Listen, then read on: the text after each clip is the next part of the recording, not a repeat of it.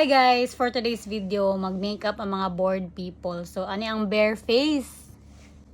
So, very dako kay tag eye bags and all. So, magamit ani guys, kani Nivea ka mo gingon sa akong coach diri sa kilid. Nakoy coach diri actually. So, muna ibutang. So, ito na siyang i-apply sa tong now. Then, naka hair extension na ta.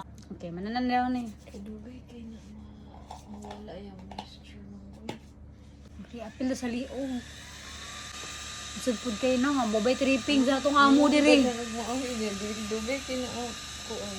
Actually, naligo bito ko, di ba, gabutan ko kagabi din. In the morning naman ko na kayo. Dugay mawayang moisture. Yung diri oh. Makaingon ko nga legit yung pagka-moisturizing.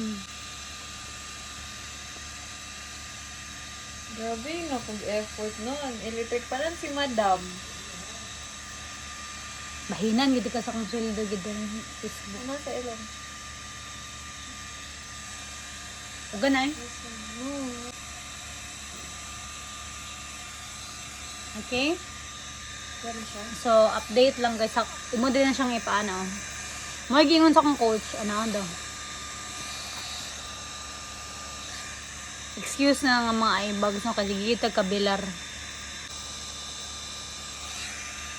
Ganyan ko ano yung kilay. Ito alam ko nga. Ayun eh.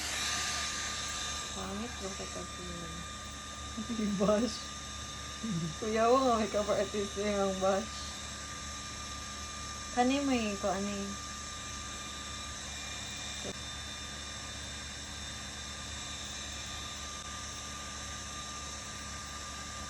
Buta na to diri kilay guys. O kabalon si pangalan to. Dayon color corrector kadagan kita og dako kay tag eye bags. anong difference there sa isa? Ay, irisa sa ganun isa para makita dyan yung difference. Up. Up. So anong difference niya? Before and before. Dili siya Up sa.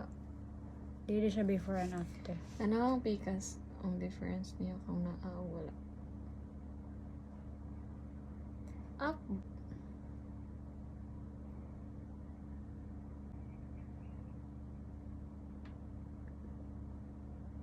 Wrinkles and mag-set siya. Oo. Okay ang siya, 'di ba? Meron kang walay eye bags ito din. Very dark circle. Oo. See the difference, guys. Silang duha. Okay, good. Awa, guys. Oh, gusto na curious mo. Oh, di kami nag-shoot. Tapos wala gyud siya na erase.